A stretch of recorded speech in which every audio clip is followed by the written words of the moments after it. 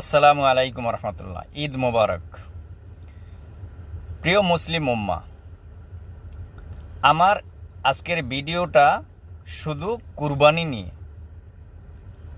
আমরা কিন্তু সবাই কুরবানির জন্য প্রস্তুত। আর কয়েকদিন মাত্র বাকি।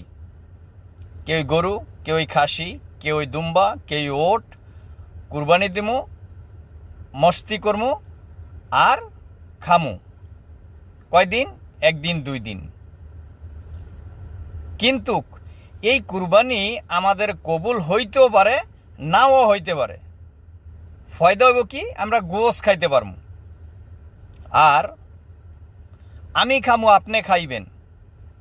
কিন্তু একবারও কি আমরা কি চিন্তা করছি যে আমার ভাই, আমার পড়োশি, সে কি খাইছে না আছে কি নাই? একটু চিন্তা করি? আমরা করি না। তাই আমার এই কুরবানিটার মেন উদ্দেশ্য হইল ভিডিওটার যে আমার এই বছরের বাজেট 50,000 টাকা। আমি নিয়ত করছিলাম এই 50,000 টাকা দিয়ে আমি গরু কিনবো। কিন্তু এখন আমার এই নিয়তটা আমি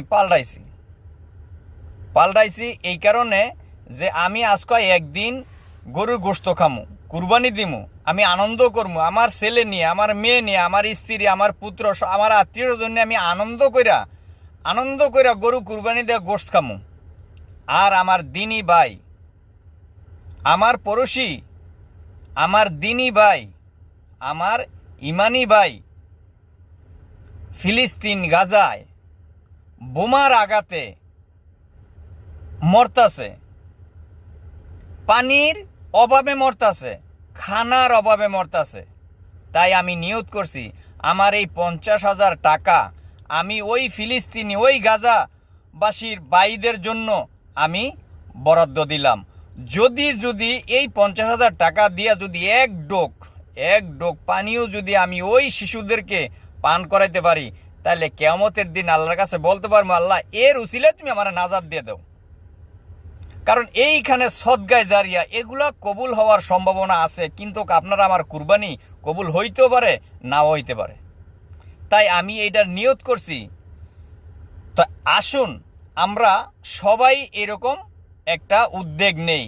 এই ঈদ আমাদের আপনাদের আনন্দ, এই আনন্দর ভাগীদার, অংশীদার আমি চাই যাতে ফিলিস্তিন গাজাবাসী যারা আছে তাদেরও সাথে নিয়ে আমরা আনন্দ করি। আমরা